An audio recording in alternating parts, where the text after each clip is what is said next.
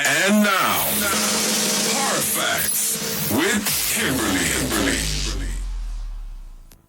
All right. I did mention that we'll take you on a bright, interesting conversation with guests with me in the studio.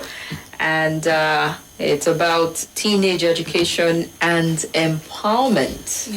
Network. Teenage Education and Empowerment Network. Okay, then. So I have two incredible ladies with me in the studio as we look at a wide range of issues. This is the first edition of the program, and we'll just start off with an introduction from our guest in the studio. Hi, Kimberly. How are you?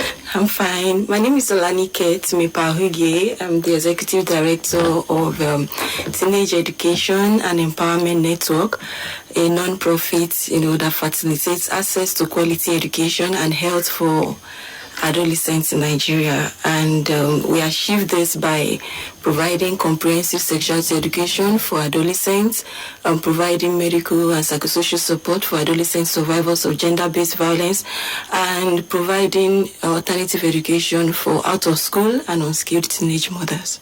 All right, that's good. And you? Hi, my name is Blessing Basi Achibong. I'm a child rights advocate and a lawyer. You're both welcome. Thank you. So, according to UNICEF, 1 in 3 girls have experienced gender-based violence before the age of 18 in Nigeria. And the Nigeria Demographic and Health Survey 2018 also estimates that 1 in 5 girls between the ages of 15 to 19 years have begun childbearing. So these figures, when you hear them, it just feels like statistics. But each of these girls is connected to someone's daughter, someone's sister, someone's niece, someone's neighbors, just someone who apparently has a face, live, and all of that affected by it. And I'm interested because we're going to tell the story of a 13-year-old. That's what you said when we said the conversation just before we came on air. The story of a 13-year-old will be told us to a daughter of low-income parents. So we'll get to that in a bit when my guests get talking. But the gender-based violence story is designed to change social norms that promote violence against girls. And the program will bring to you stories of survivors and allow you to share perspective on them. I don't want to build on this. I think it's your place to just help us expand and give the context of what to expect from this conversation.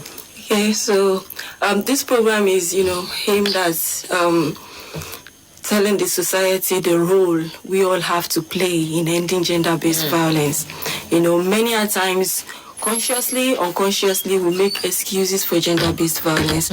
And this has, in a way, empowered, abusers in our society, empowered perpetrators in our society. Every day we hear of stories of gender-based violence. And then after the whole social media thing, it goes down. And then we have people coming out, to ask questions, that places the blame on the victim. So that is what this program is all about. All right, and today we're talking about Rosalind, a 13-year-old daughter of 2 low-income parents, a hairdresser and a carpenter. And in the middle of the COVID-19 lockdown in Nigeria, the mother went to meet a relative who had promised the family foodstuff for the period. On her return, she couldn't find the eldest daughter, Rosalind. After shouting her name several times, the neighbor told her she saw her downstairs. The mother now went downstairs to search the entire compound and found her coming out of the neighbor's room with blood dripping from her underneath. The mother asked what happened. Rosalind couldn't answer. The mother then threatened to kill her. I don't know if that's the best approach, but the mother threatened to kill her if she doesn't kill herself. Oh, to kill herself. That's the story, because I was worried when I saw it. I'm like, herself or the daughter. Herself. Either way. But yeah, so if she doesn't open up. And then she told the mother how Uncle Gabriel, their 29-year-old neighbor, had sent her to buy some sachet water and afterwards slept with her, covering her mouth with a pillow when she came to deliver the water. Gabriel denied the accusation, claimed Rosalind has been making passes at him. She agreed to the sex and even gave her 500 naira after it. She reported the case to Teenage Network, who ensured the perpetrator was arrested, supported the girl to receive medical treatment and cover the cost of replacing her or relocating her to a new school to prevent stigmatization. This story is profound, and this is something that you dealt with on your own. During the lockdown last year. Wow. First off, how did Gabriel miss the point that we're dealing with a minor here? And that brings us to the first question. Can a 13-year-old give consent? The answer is no. A 13-year-old cannot give consent. Looking at the Nigerian law, you say that, people under the age of 18 we believe that people under the age of 18 do not have, the sound mind to make, not sound mind, but cannot make certain decisions, cannot make, certain judgment. And that is why you can't perform an invasive, procedure on a minor without the consent of the parents. A 16-year-old cannot give a doctor the permission to carry out a surgery on him or her. And the same way it is illegal to have, PVC in Nigeria and even to vote. So what that means is, if a child cannot vote, then she obviously cannot give permission to do whatsoever. You cannot give permission to have sex, cannot go into agreement with anyone. Yeah. So a 13-year-old girl or a 13-year-old boy certainly cannot give consent. Wow. You want to add something? Yes. It is trite that nemo das quod non habet. You cannot give what you don't have. A 13-year-old child does not have consent, therefore they cannot give consent. As being a minor, what if she collected money from the man? Is it still abuse? Because these are questions that I've heard people ask. I'm like, but she collected money. How is it possible that a 13-year-old will collect money and not know the consequence of it? I've heard people say. How do you respond to that when it's thrown at you? Okay, so like we said, right, that a person cannot give what he or she doesn't have. So it doesn't matter how much you give to the minor, already we're talking about them not being in a position to make certain, decisions, not being in a position to make, a form of judgment, right? They can't make judgment on certain issues. So if you give a minor money, you're trying to, persuade the minor into an act, right? But the child is not capable of doing that. And when you hear stories of, minors being raped, being defiled, you hear, ridiculous amounts, people giving a girl 20 naira to have sex, 60 naira to have sex. Tell me, what adult can you give that amount of money to have sex, knowing what is at risk? That she can be pregnant, right? Putting an end to her education, that she could, contract sexually transmitted disease, because most times, it's without protection. So who would, in the right state of mind, put all of that at risk? A bright future, the education, and, the risk of acquiring sexually transmitted diseases for just a peanut. So a 13-year-old girl still cannot give consent with or without money. I've heard people justify about it. Baba Joshua's story was a classic one as to understand the position and views of some people, because she was a minor when he started, about 7 up until 14. Cases in court, we'll see how the law interprets his crime at the end of the day. But, okay, when a minor, because I've heard some people say, so minor can come up with suggestive moves and all of that, they come at you. When a minor makes a pass at an adult and the adult fulfills her wish, what does it translate to? Okay, so sexual abuse is the doing of the perpetrator, it's not of a child. So no matter what a child does. As I was saying, sexual abuse is the doing of the perpetrator, not that of a child. So no matter what a child does, it is still the duty and the responsibility of the adult to shut down the child. You shouldn't carry it on because, it's a crime. Children, no matter what they do, cannot give consent. So whether they are throwing themselves at you or they are not throwing themselves at you, that is not consent. Moreover, consent can't even be implied. I would also like to add that, children easily get fond of people, right? If you're that nice uncle, that nice auntie, before you know it, they are quick to tag you my favorite, right? You're that nice teacher that tells them stories, gives them sweets, these little things, they get fun. So how do we even define, a minor throwing herself at you, right? Children play a lot, right? That a minor is jumping, laughing and always greeting you, smiling at you whenever you pass by the house, by a house, doesn't mean she's throwing herself, at you. And you being the adult, you are capable of... You should know better. You should know better. Yeah. So why would you say, a minor threw herself at you and because of that you took advantage of her? She was making some moves, I've heard some people say. I mean, the first case, I'm like, we're talking about a girl who is 11, 12. What do you mean by Okay, that? so if I'm going to add to that, you know that most children, they grow differently. So you can see like a 12-year-old, she's all, the breasts, the hips, all of the stuff, That doesn't mean she's not still a child. It's the age we're looking at. So it doesn't even matter the physical look of the person. Exactly. I mean, I know a footballer somewhere in the UK who was arguing and said, but, she didn't look 16, she looked 21. These are the issues. And he even got into trouble because, he said he asked her and she lied about her age, but she was still a minor and they felt, dude, come on, did you check her ID or something? It's crazy in some climb how very thorough they are with cases of rape, and I hope that we get there. But let's understand, what is consent? Because apparently this concept of consent is lost on some people. Okay, so before I delve towards what is consent, considering that we are talking about a child, who is a child? Because I'm talking of consent in relation to a child, right? We are talking about a 13-year-old child. So a child, according to the 1999 Constitution, is a person below the age of 18. According to Child Rights Act, is a person below the age of 18. According to the African Charter, is a person below the age of 18, right? Now, what is consent? Consent is freely given. It's compliance, freely given. It is an informed agreement obtained without the use of duress, force, deception, fraud, none of that. It has to be freely given. So please, children do not have consent. Thank you. I mean, I love the argument, case closed. A child cannot even say, I freely give you uncle, take it, and then you accept it. You are still in the wrong because as a child, going by the law, cannot give that. That's, if you look at toddlers, right, they come to you, give you their sweet, but the moment you take the sweet from them, they start crying, but you didn't ask them in the first place, right? So the same thing applies to, this discussion. A minor cannot give consent. I feel like we're getting into treacherous waters here, because when you even look at minor and the fact that in our laws, there's still room that makes room for child marriage. Yes. A child does not have consent, but the parents can, bundle off an 11-year-old, 12-year-old to some guy, and the child doesn't have a say in this. I mean, you start to look at where are we exactly. We need to define what we're doing here.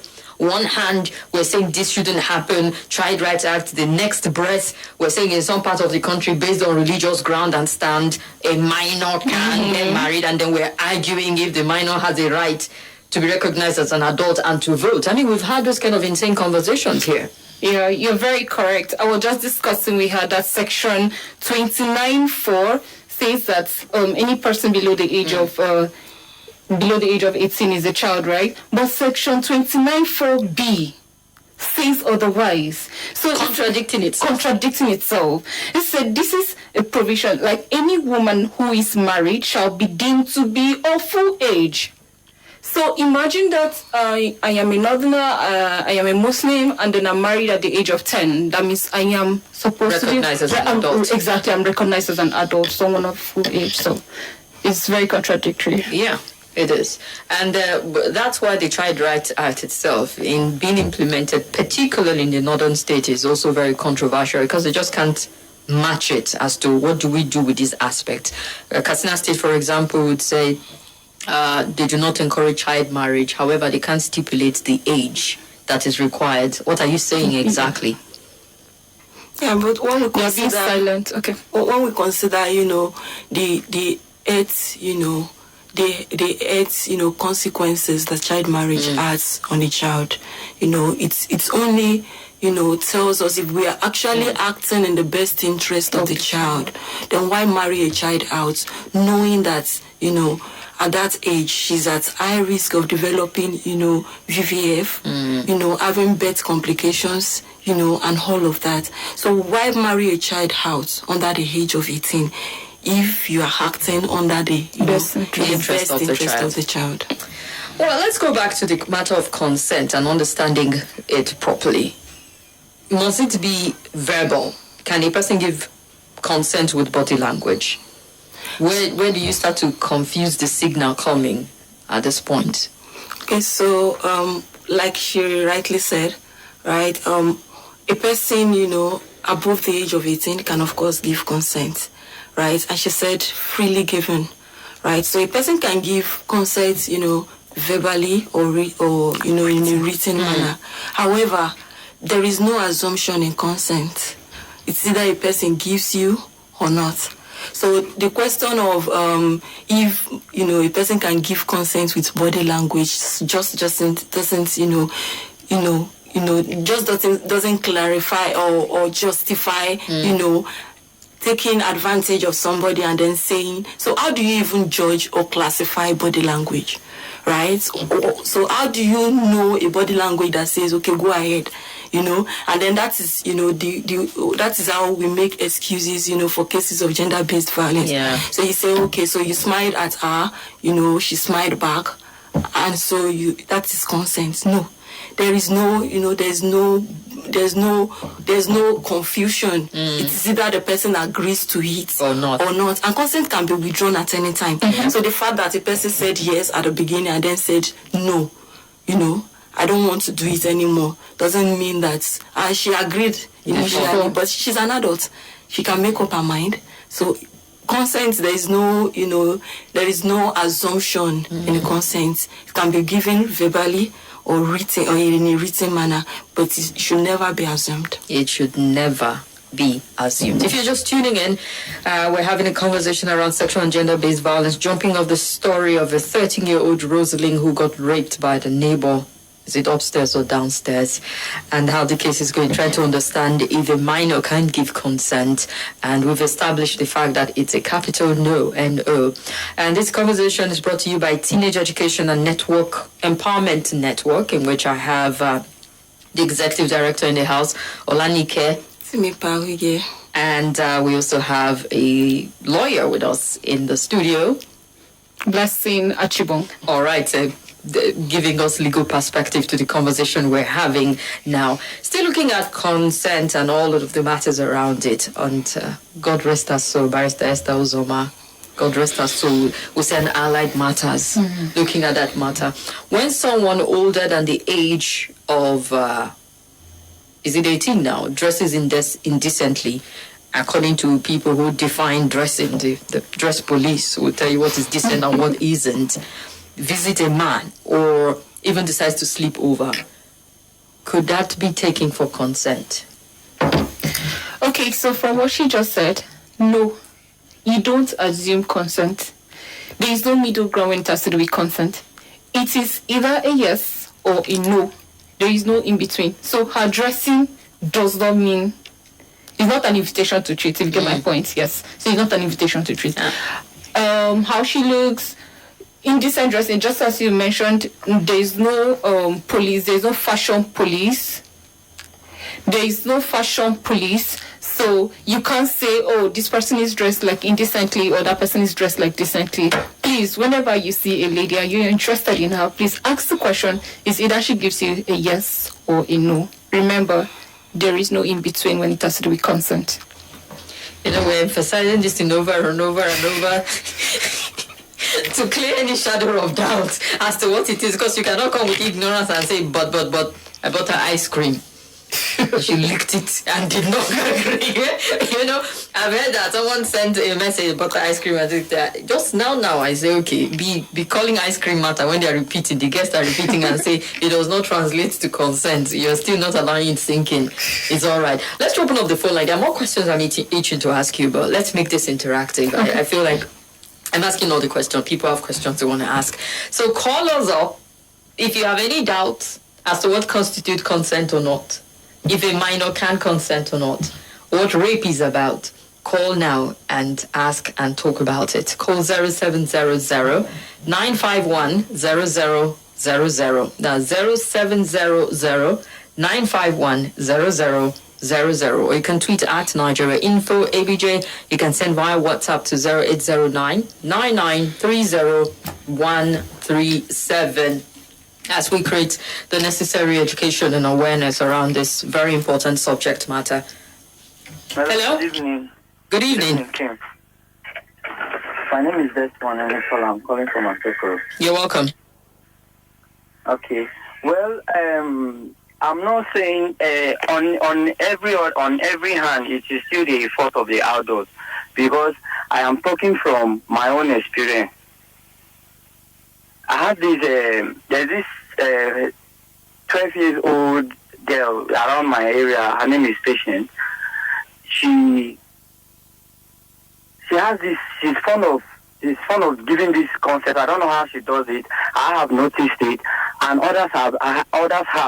I've even heard it. It was even when I raised the alarm that someone was telling me that there was rumor around that there's someone around that used to molest her, used to give her tips or something like that. And the way she tries to talk to me, about 2 days ago, I warned her. She said, "Listen to me. I am too big. I am too big for you. I am so big for you. If there's anything that is wrong with you, please, you are so small. Don't be doing all that." I tried to talk to her mom, to tell her mom that she should try and be schooling her that it's too much. It's too much for her to be acting like that. But on the other hand, some adults don't know how to resist those kind of temptations. So it is an adult that does not know how to resist those kind of temptations that can fall victims of that. If not, children have some. Thank you very much. Children will be children. The adult needs to learn what it takes, or you rot in jail. Hello? Hello. You're welcome. Good evening. My name is Benga. Let's talk. My own is just an observation. I think that this issue of rape and the molestation is always it's a woman tackle. You never had a man discuss this or come on radio or accompany them. I mean, I ask myself, is it a kind of gender restriction or gender cause that this kind of issue is not being handled by men?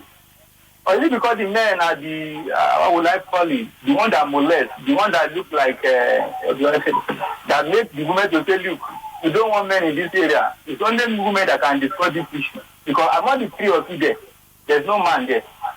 But you're a man and you've called in. Yeah, I called. Are you not discussing with us? You did not invite me. No, you don't have to be in the studio. You're part of the conversation, Benga. So, on a serious note, I'm thinking that our fathers should come into this issue to let the men know that, look, no matter how rosy, because growing up as a boy, so to say, I know what we went through as a boy. Just I'm saying that something would have done at that time. When I look back, I said, either I was just released from prison or I'm still there. Because of some temptation we face as a young boy, I mean, with our own peers, not even, I know that, with your own peers in the class or something. One day, a lady told a friend Keep the story short, Benga, please. No, he said a friend that, am I a woman being, am I a man? I'm telling you, because I know that from my training at home, I could not do that thing. To let you know, I didn't see a woman until I got married. The lady told that, a guy there told that, look, this boy is a man. Go and check, this your friend, not the man. I'm telling you. Wow. How do you resist something? You know that for the home training. I'm saying that if you invite men to this, so that to let you know what men also are facing. Thank you. Thank you so much, Benga. But he's brought an interesting perspective about men. What do you ladies say? So this is, for us at ActionAid Network, this is, an aspect of a big project, that is being supported by ActionAid Nigeria. And, we're currently working with 2 communities in Abuja, to shape these social norms that promote violence against girls. That's Kuruduma and Pibasama. And one of the activities that we do there is we have men's circle.